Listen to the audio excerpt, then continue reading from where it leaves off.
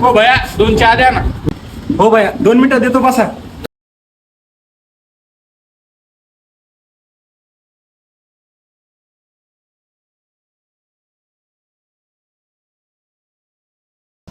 काय रे काय झालं काम थांबवली गाडी?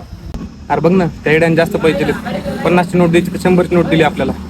मायला हे अशा आड्याने लोक कशाला धंदा करतात? इतक्या मासामारीत बसलो होतं आपण पहिले गिऱ्हाईक होतो त्यात बी यानं लॉस करून घेतला.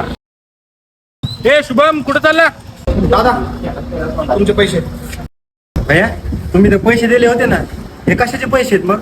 भैया चुकून 50 जागी 100ची नोट दिली मला. भैया तुमच्या जागेवर जर दुसरं कोणी असतं ना तर पैसे घेऊन गेलं असतं, पण तुम्ही परत आला. दादा तुमच्यासारखे इमानदार व्यक्ती आजकालच्या दुनियामध्ये खूप कमी आहेत.